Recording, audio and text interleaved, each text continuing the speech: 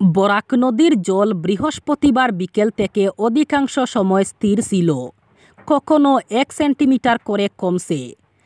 আজ অন্নপূর্ণা ঘাটে নদীর জলস্তর বেড়ে দাঁড়িয়েছে 20.08 মিটারে, যেখানে নদীর বিপদসূচক চিহ্ন 19.83 মিটার। আগের ঘন্টার তুলনায় জল কমেছে 1 সেন্টিমিটার। দুর্যোগ মোকাবিলা কর্তৃপক্ষ এই পরিস্থিতিতে নদী তীরে বীর না জমাতে পরামর্শ দিয়েছে। যাদের জন্য চাকরি স্থায়ীকরণে সরকার প্রয়োজনীয় পদক্ষেপ করেছে, সেই চুক্তিভিত্তিক প্রাথমিক টেট শিক্ষকরাই নানান শর্ত চাপানোর প্রক্রিয়ার বিরোধিতায় সোচ্চার। কিন্তু এতে ভ্রুক্ষেপ না করে স্পেশাল রিক্রুটমেন্ট ড্রাইভের নামে এই শিক্ষকদের চাকরি স্থায়ীকরণের জন্য বিজ্ঞাপন প্রকাশ করেছে শিক্ষা বিভাগ।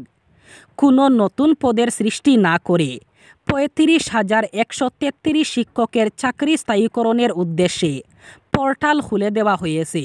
শিক্ষামন্ত্রী জানান, ইচ্ছুক চুক্তিভিত্তিক শিক্ষকরা তাদের চাকরি স্থায়ী করার আর্জি জানিয়ে আবেদন করতে পারবেন। তবে এই আবেদন বাধ্যতামূলক নয়। যারা চাকরি স্থায়ী করতে ইচ্ছুক তারা আবেদন জানাবেন। অন্যদিকে যে শিক্ষকরা চুক্তিভিত্তিকই থাকতে চান তারা আবেদন না করলেই হলো। শিক্ষামন্ত্রী বলেছেন, শুধু অভিজ্ঞ টেট শিক্ষকরাই পোর্টালে আবেদন করতে পারবেন, নতুন কেউ এতে আবেদন করতে পারবেন না।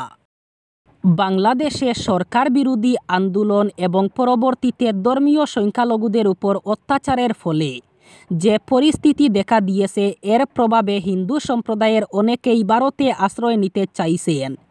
তবে অসমের সঙ্গে থাকা সীমান্ত দিয়ে এখনও পর্যন্ত কেউ অবৈধভাবে প্রবেশ করতে পারেননি, এমনটাই জানালেন মুখ্যমন্ত্রী হিমন্ত বিশ্ব শর্মা। তিনি সাধারণ মানুষের প্রতি আহ্বান জানিয়েছেন, তারা যেন বাংলাদেশে হিন্দু সম্প্রদায়ের উপর অত্যাচার নিয়ে অহেতুক মন্তব্য না করেন, কারণ এর প্রভাব সেই দেশে থাকা হিন্দুদের উপর পড়তে পারে।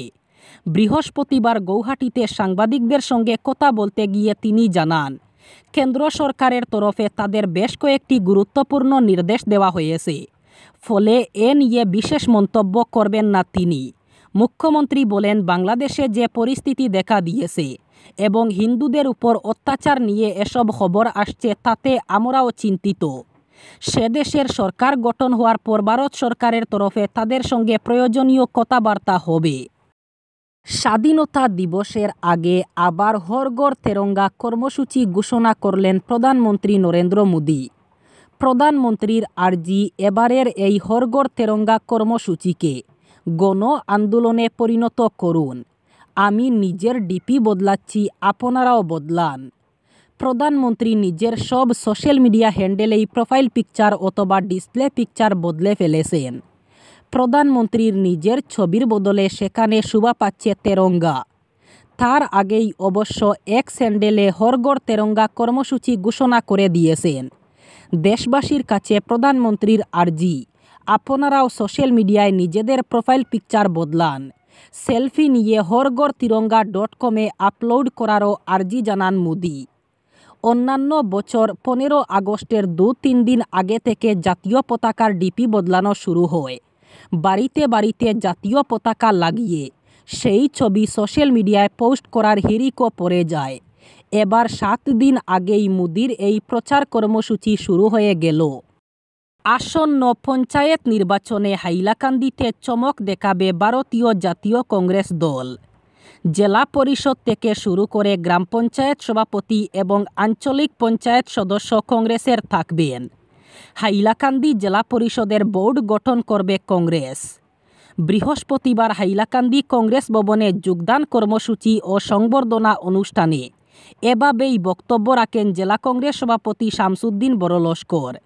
তিনি বলেন, যদিও হাইলাকান্দি জেলায় কংগ্রেস দলের কোনো বিধায়ক অথবা জেলা পরিষদ নেই, কিন্তু কংগ্রেস বহু শক্তিশালী অবস্থানে রয়েছে। কেননা গত লোকসভা নির্বাচনে হাইলাকান্দিতে কংগ্রেস নেতৃত্বহীন থাকা সত্ত্বেও প্রায় 69,000 ভোটে লিড নিয়েছেন দলীয় প্রার্থী হাফিজ রশিদ আহমদ চৌধুরী। কিন্তু অত্যন্ত দুর্ভাগ্যজনক, করিমগঞ্জে কিছু দলীয় গাদ্দার বিধায়করা বিজেপিকে সরাসরি সাহায্য করায় কংগ্রেস প্রার্থীর পরাজয় হয়েছে। কোটা সংস্কার আন্দোলন এবং গণ অভ্যুত্থানে শেখ হাসিনা সরকারের পতনে বাংলাদেশের আভ্যন্তরীণ পরিস্থিতিতে অত্যন্ত অরাজকতা বিরাজমান। দেশে আইনের শাসনের সদৃঢ়তার অভাব পরিলক্ষণীয়। বিভিন্ন থানা, প্রশাসনিক কার্যালয় এবং সংখ্যালঘু জনগণের বাড়িঘর ও ধর্মীয় উপাসনালয়ের সহ রাজনৈতিক নেতাদের সম্পত্তি এক শ্রেণীর কুচক্র এবং সমর্থকরা জ্বালিয়ে পুড়িয়ে জানমালের ব্যাপক ক্ষয়ক্ষতি করছে বলে বিভিন্ন সংবাদ মাধ্যম ও সামাজিক মাধ্যমে দেখতে পেয়ে করিমগঞ্জ জেলা আমদানি রপ্তানি সমন্বয়ক টিম প্রচণ্ডভাবে উদ্বিগ্ন ও হতাশ। যেহেতু দীর্ঘদিন থেকে ইন্দো বাংলা সম্পর্ক ছিল বন্ধুত্বপূর্ণ, তাই তারা নির্বিঘ্নে তাদের আমদানি রপ্তানি ব্যবসা চালিয়ে আসছিলেন। বর্তমানে অরাজক এবং হিংসাত্মক পরিস্থিতিতে ব্যবসায়িক কার্যক্রম চালিয়ে যাওয়ার সাহস পাচ্ছেন না তারা। তদুপরি বাংলাদেশের অস্থির রাজনৈতিক পরিস্থিতির সুযোগ নিয়ে ভারত বিরোধী চক্র অত্যন্ত সক্রিয়। এই পরিস্থিতিতে রপ্তানি ব্যবসা চালিয়ে গেলে ভারত বিরোধী কুচক্রদের হাতে রপ্তানি দ্রব্য পরিবহন সহ চালকদের নিরাপত্তাহীনতার আশঙ্কা রয়েছে। বর্তমানে ভারত সরকার বাংলাদেশের চলমান পরিস্থিতি নিয়ে উদ্বিগ্ন। অল্পের জন্য বড় ধরনের অগ্নিকাণ্ড থেকে রক্ষা পেল উত্তর কৃষ্ণপুরের Presidency senior higher secondary school. বৃহস্পতিবার রাত 11:30 নাগাদ স্কুলের মেন গেটের সাইনবোর্ড অগ্নিকাণ্ডের ঘটনা ঘটে। বৈদ্যুতিক শর্ট সার্কিট থেকে অগ্নিকাণ্ডটি সংঘটিত হয়। স্থানীয়রা জানান, হঠাৎ কয়েকজন যুবক দেখতে পান সাইনবোর্ডটি দাউ দাউ করে জ্বলছে এবং স্কুলে থাকা প্রহরী সহ অন্যান্যরা দেখতে পান। এরপর দমকল বাহিনীকে খবর পাঠানো হয়। খবর পেয়ে দমকল বাহিনী দ্রুত ছুটে আসেন এবং বড় ধরনের অগ্নিকাণ্ড থেকে রক্ষা পায় স্কুলটি। বাহিনী বোর্ডের আগুন নেভাতে সক্ষম হন। এ যেন একেবারে এক ভয়ঙ্কর অবস্থা। বরাক নদীর একেবারে গর্বে এক শিক্ষা প্রতিষ্ঠান, তাও আবার প্রতিনিয়ত বরাক নদীর ভাঙ্গন অব্যাহত রয়েছে। বরাকের ভাঙ্গনে শিক্ষা প্রতিষ্ঠানটির অবস্থা একেবারে শোচনীয়। যে কোনো সময় ঘটতে পারে বড় ধরনের অঘটন। এই ভয়ঙ্কর পরিস্থিতির মধ্যেও বিদ্যালয়ে পাঠদান চালিয়ে যেতে বাধ্য শিক্ষক শিক্ষিকারা। বৃহস্পতিবার স্কুলটি পরিদর্শন করে যে দৃশ্য পরিলক্ষিত হয় সেটা একেবারে বিস্ময়কর।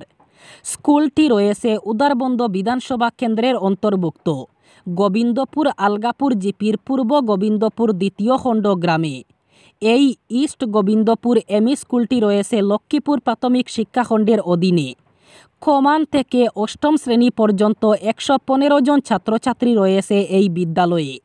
বেশিরভাগ অবুঝ শিশু থাকা বিদ্যালয়টি বরাক নদী গিলে নেওয়ার মতো অবস্থায় দাঁড়িয়েছে। চরম সাহসিকতার পরিচয় দিয়ে মারাত্মক ঝুঁকি নিয়ে ছাত্রছাত্রীদের পাঠদান চালিয়ে যাচ্ছেন শিক্ষক শিক্ষিকারা।